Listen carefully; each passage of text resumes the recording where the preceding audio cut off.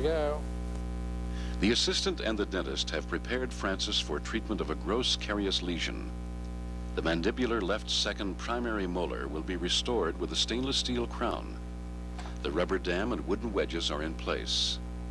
The procedure begins with the occlusal reduction.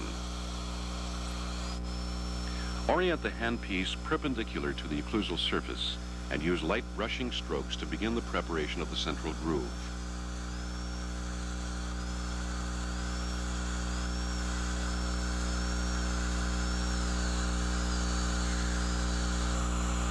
Then follow each of the buccal grooves from the central groove out through the buccal surface. Reduce each groove gradually to a depth of 1 to 1.5 millimeters, following the anatomy carefully to avoid endangering the pulp.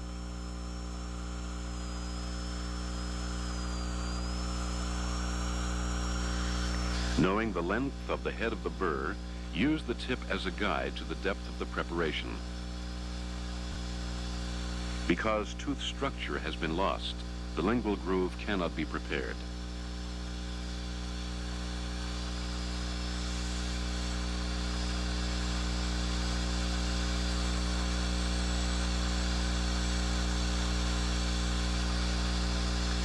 Noting that the tooth is rotated, the operator decides to perform the proximal slices before reducing the cusps so as to avoid damaging adjacent teeth.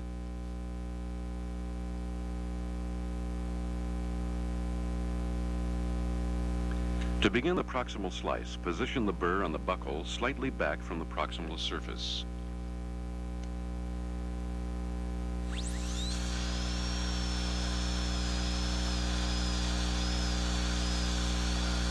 Penetrate the buccal surface. Move the burr lingually a little at a time in order to remove the proximal enamel without damaging the adjacent tooth. Gradually deepen the preparation, breaking the contact and extending the slice to a feather edge margin at the gingival crest. The broad primary contact, which extends nearly to the gingiva, must be entirely broken so that the margin of the crown will pass between the teeth.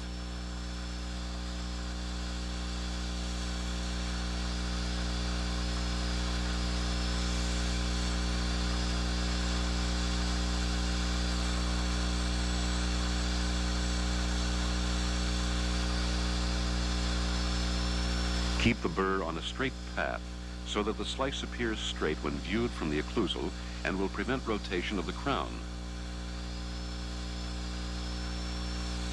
Check the contact. Floor, please.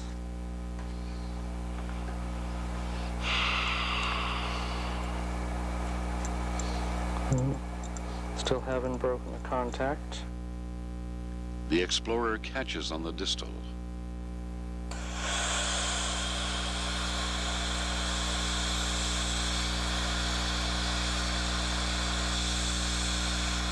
Deepen the entire slice to maintain a smooth surface.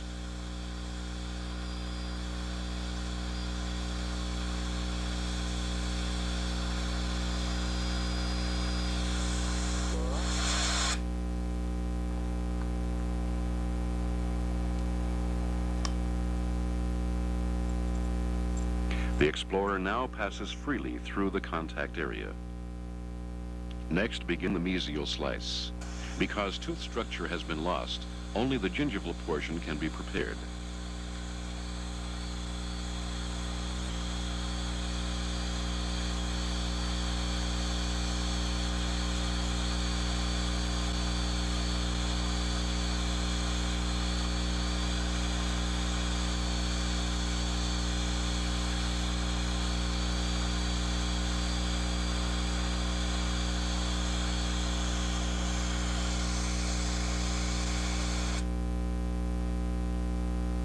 Check the mesial contact. Okay, all the way through. Now complete the occlusal preparation by reducing the cusps, beginning with the distolingual cusp. Very good, Francis. Everything all right? Position the burr at the angle of the cusp slope and pass it mesiodistally over the cusp, following its anatomy.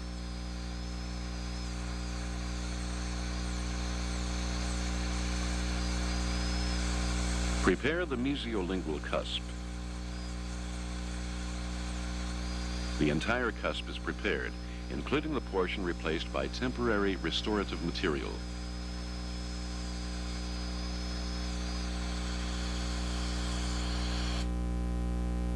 Reposition the burr to prepare the buccal cusps. In this position, it is most convenient to reduce the tip of the cusp before the slope. A portion of the mesiobuccal cusp slope has been lost and cannot be reduced.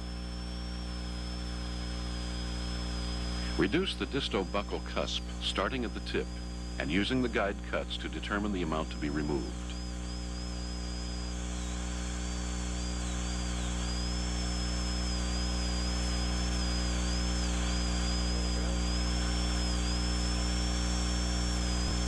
As the cusp tip is reduced, increase the angle of the burr to reduce the slope.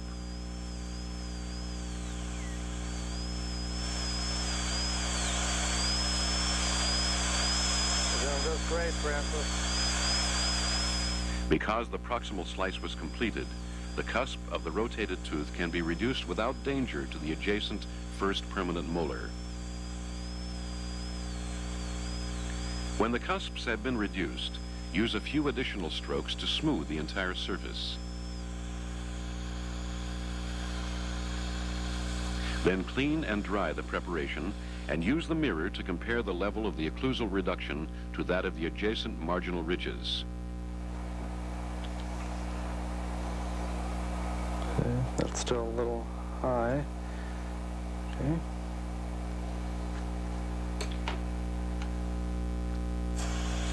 With this modification, the entire occlusal surface is 1 1/2 millimeters below that of the adjacent teeth. Next, reposition the burr to bevel the occlusal buccal line angle. Sweep the burr mesiodistally, maintaining an angle of 30 to 45 degrees, and extending the bevel slightly onto the proximal surfaces. Restrict the bevel to the occlusal third so that it does not encroach on the buccal bulge. Reposition the burr to bevel the remaining portions of the occlusolingual line angle.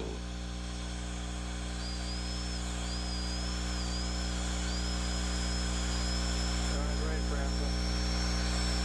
We're really going fast now.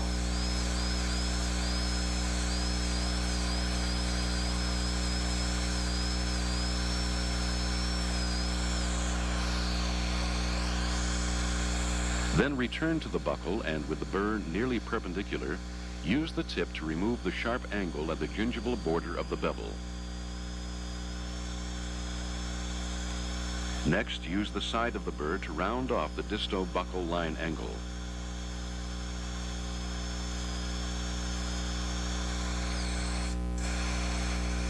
And the mesiobuccal line angle. Be careful to round off only the line angles. The proximal surfaces should remain flat. Reposition the burr to round off the mesiolingual line angle.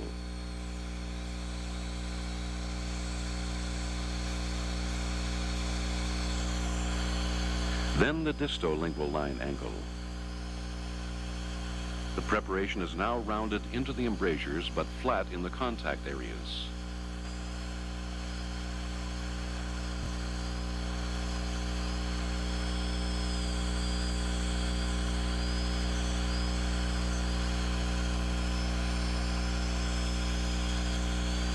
Finally, round the lingual bevel.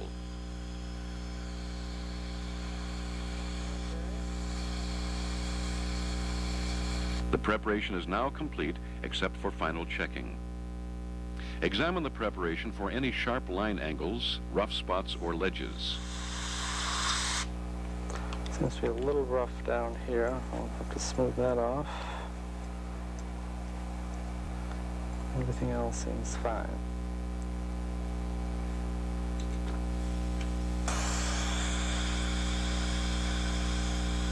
Smooth the preparation.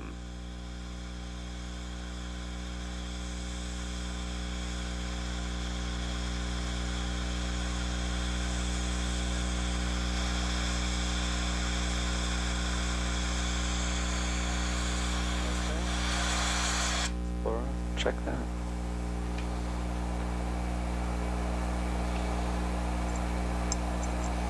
Okay, good, that feels better. Okay, large round burr. Before removing the caries, thoroughly clean and dry the preparation. Then use a large round burr in the low-speed handpiece to remove the caries that hasn't been removed by the preparation itself. Use light brushing strokes to avoid inadvertently exposing the pulp. There we go.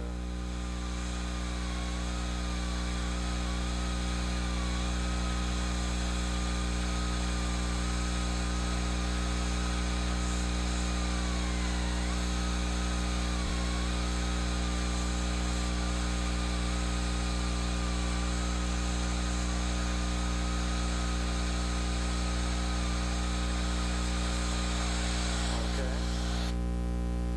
Just check it with a spoon.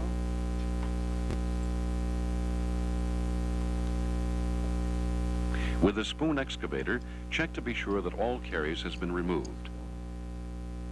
The dentin feels hard and there is no caries remaining or evidence of pulpal exposure. Exposure. Just put some Dical on that. Okay. The tooth is all prepared. All we have to do now is put the cap on, okay? Mix and apply a layer of calcium hydroxide base to the excavated area in order to protect the pulp.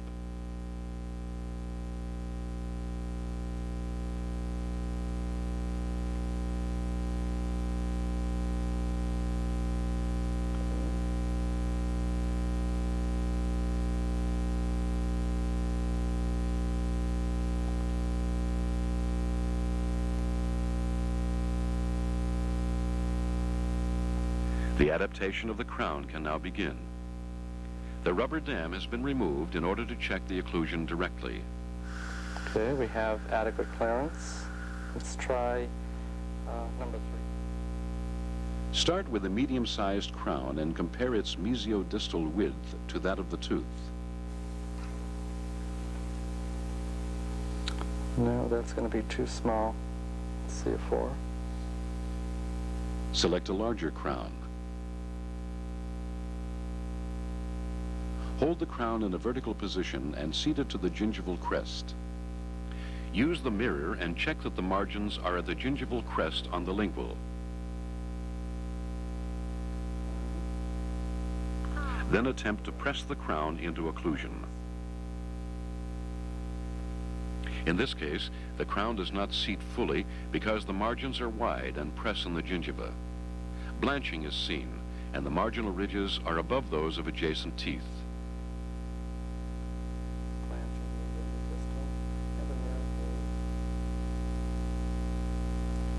Using the mirror, compare the height at the marginal ridges. The crown appears more than 1 millimeter higher than the adjacent tooth.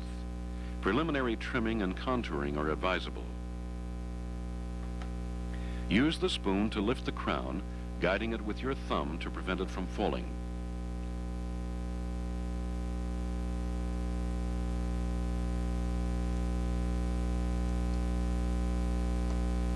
To begin trimming, grip the crown firmly between the thumb and forefinger with a part of the edge exposed.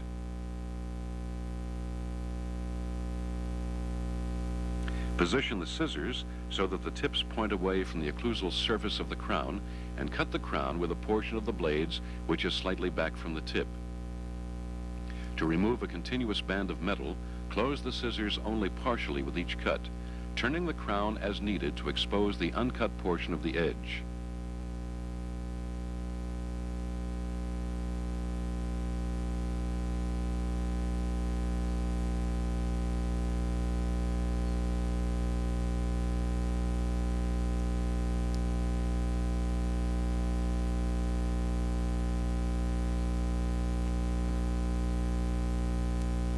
When trimming is completed, close the blades to snip off the band.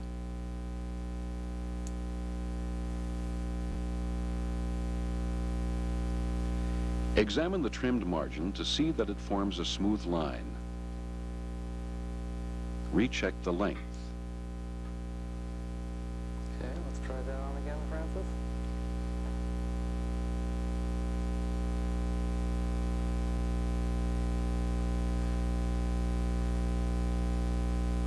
Which fits better?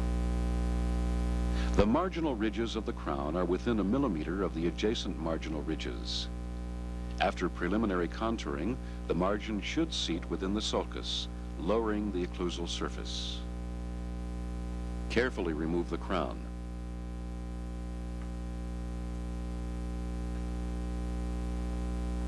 For contouring, select the ball and socket contouring pliers. Before contouring, the side of the crown is straight, and during trimming, the margin has been turned outward slightly. Place the ball portion of the plier inside the crown in about the gingival third. Open and close the pliers, moving over the surface in overlapping increments, using the fingers and palm to squeeze the handles. Extend the contour onto the line angle. The edge of the crown is now turned slightly inward.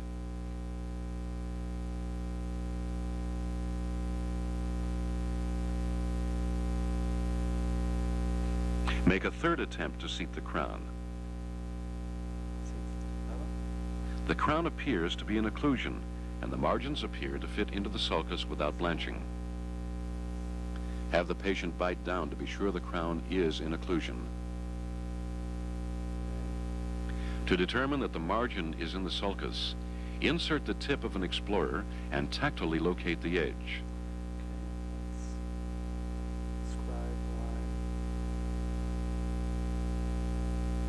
Next, use a sharp hatchet to scribe a line which will help determine the final length of the crown. Make overlapping small scratches at the gingival crest on the buccal and lingual surfaces.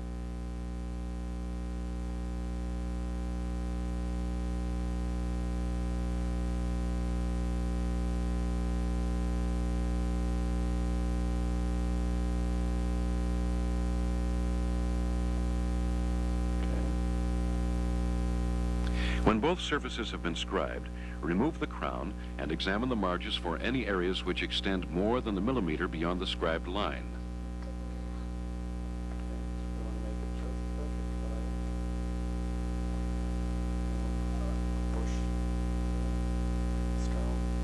Hold the crown in the light so that the scribing is visible. Slight trimming will be required.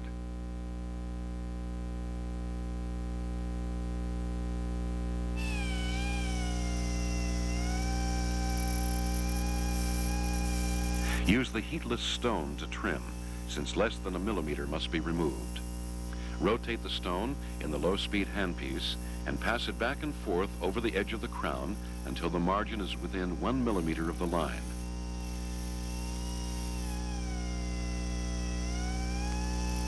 Although the line does not extend onto the proximal, visualize its continuation to trim the proximal surfaces. As it shortens the crown, the stone also smooths any roughness left by the scissors.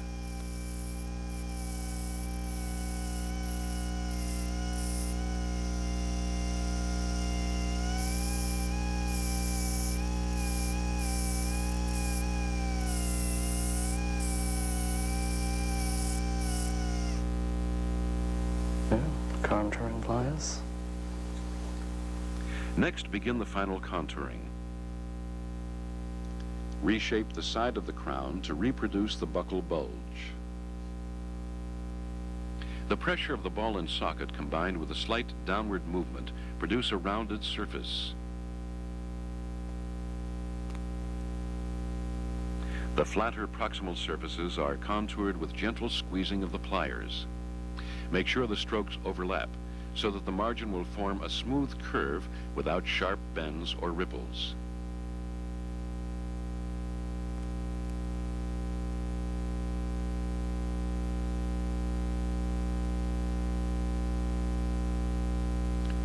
When all surfaces are contoured, examine the margins.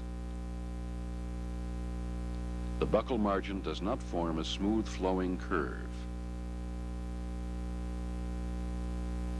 Remove the irregularity. Do not contour the crown too much with any one stroke, or distortion may occur. Now seat the crown until the margin is at the height of contour.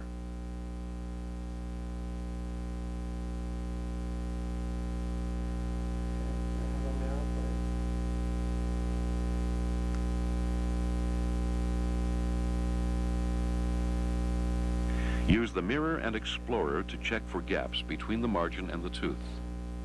The mirror shows a gap to the mesial, and crimping will be required.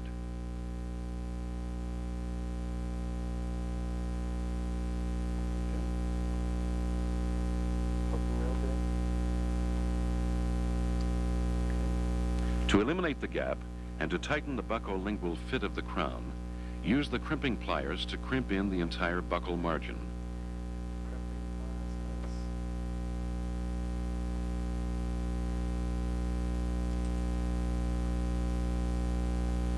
Grip the margin 1 millimeter from the edge, then squeeze the pliers and pull them downward at an angle of about 30 degrees. As when contouring, use a repeated overlapping stroke. When the buccal has been crimped, examine the margin for ripples.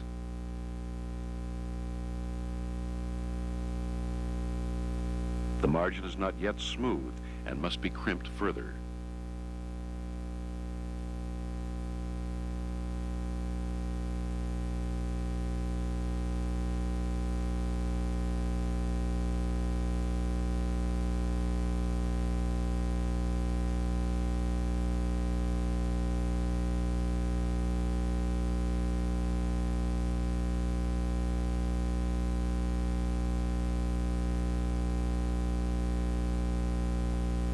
The lingual margin can also be crimped in order to further tighten the fit.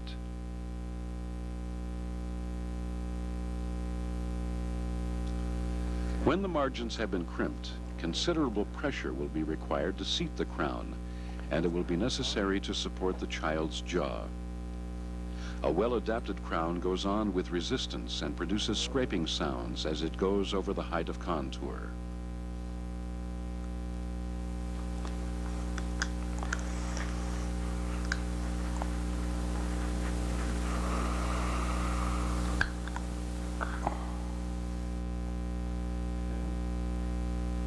Have the child bite down and check the occlusion on all sides to see that it has not been altered. Bite hard. Good. Good. Some floss, please. Open real big for me.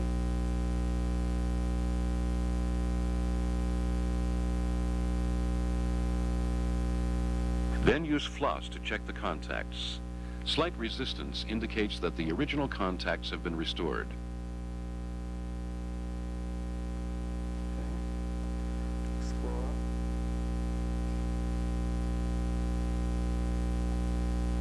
Use an explorer to check for gaps between the crown margin and the subgingival undercut. That's good. Mirror, please.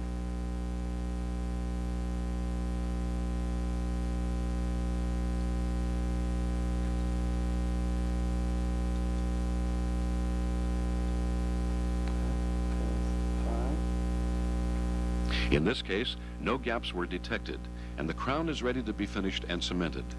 Carefully remove the crown. Now let's polish it up. Cement it. We're all set.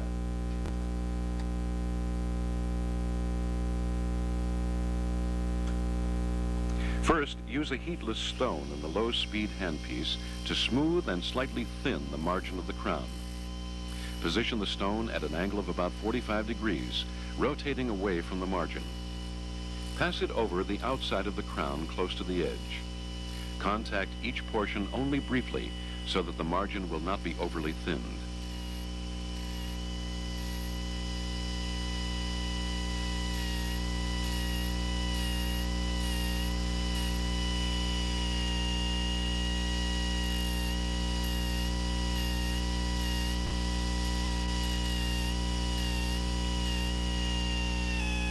Use the stone to clear any metal fragments from the inside of the margin.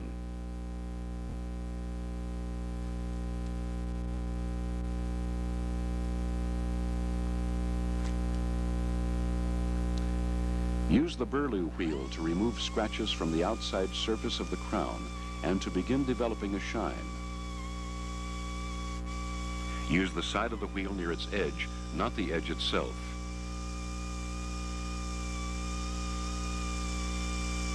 Hold the crown tightly to prevent it from slipping.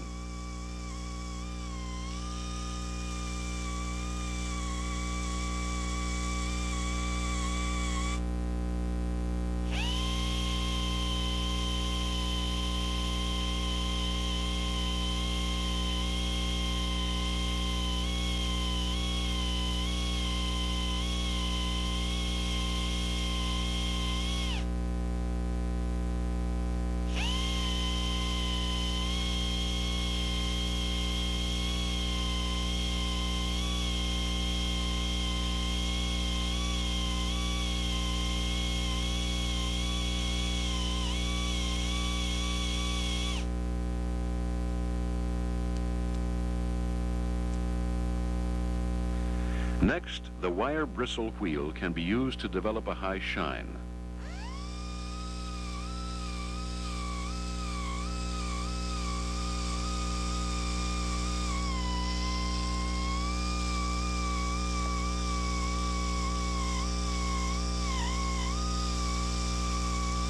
A crown which is polished and free of scratches is not likely to trap debris and can be cleaned easily.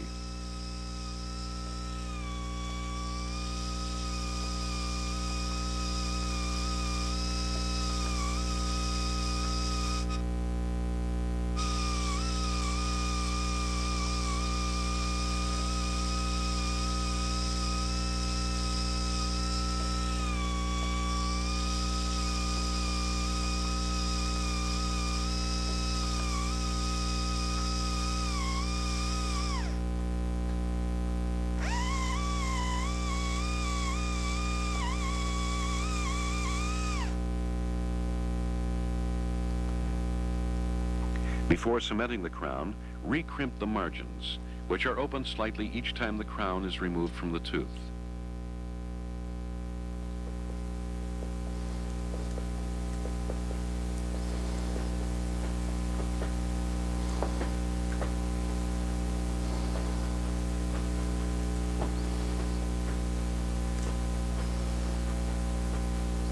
Okay, looks good. All ready to wash that up and wash his mouth out. Okay. Clean and dry the preparation thoroughly.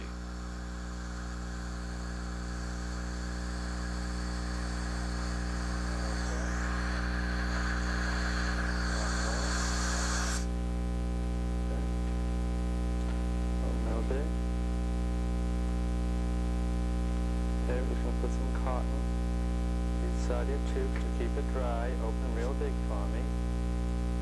Real big. Okay. Very good. I'm going to just sit here a little while. Next, the crown itself must be cleaned, dried, and partially filled with cement, and the preparation re-dried immediately before placement of the crown.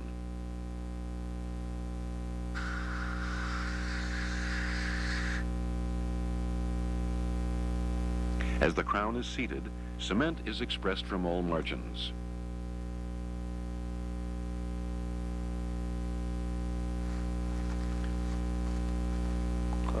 Have the patient bite on the crown itself and then on a tongue blade placed over the crown and adjacent teeth in order to press the crown into occlusion. Bite your teeth together. Open. Okay. Now close your teeth together. With the crown held in position, allow the cement to set partially until it has a rubbery texture. Very good. Don't open it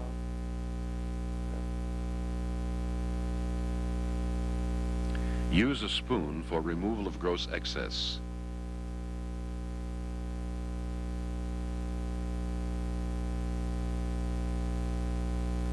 Though it is not yet hard, the cement is firm enough so that it can be engaged and pulled away. Open real big, Francis, please.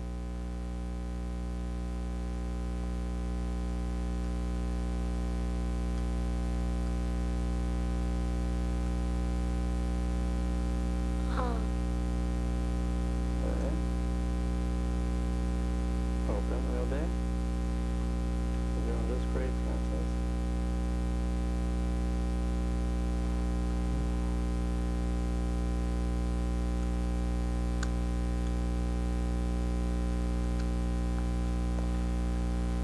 Some of these little bits of cement we'll have to take out afterwards and rinse out. Now explore, please.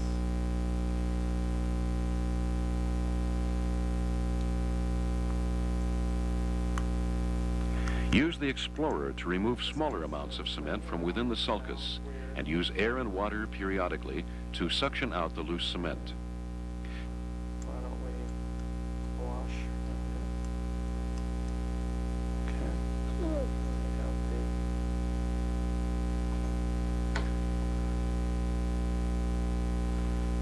okay, we're just going to clean around too.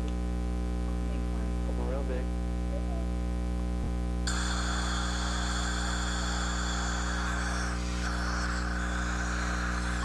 Dry real well.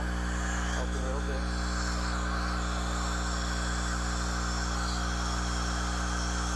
Okay, floor, please. Open big, Francis. Thank you.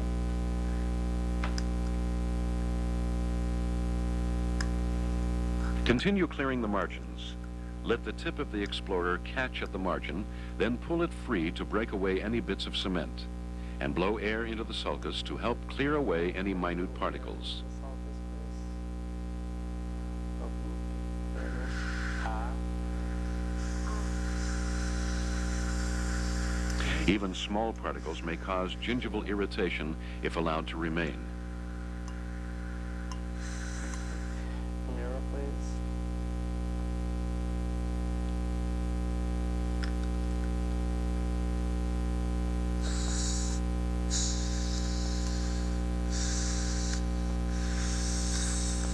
Floss.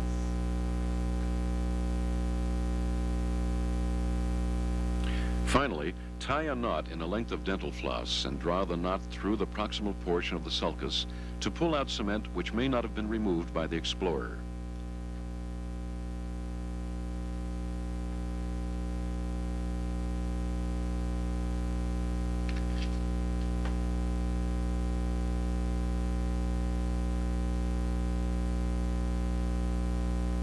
Real big.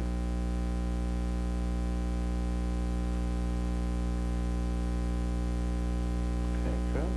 Wash them out.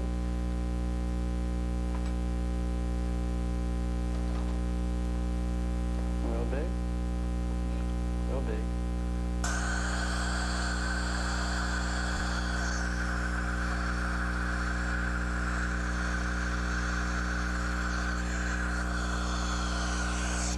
Open real big, Francis. We'll just check it once more. I think we're all set.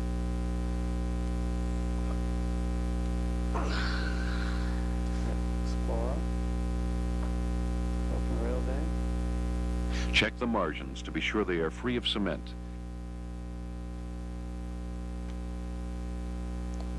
Just have a gauze. Then use a gauze sponge to clean the surface of the crown. The restoration is now complete. The anatomy of the tooth has been restored, the crown is firmly retained, and the tooth is protected from recurrent caries. Really good, Francis. You did a beautiful job. You were a big helper. Close your teeth. Okay.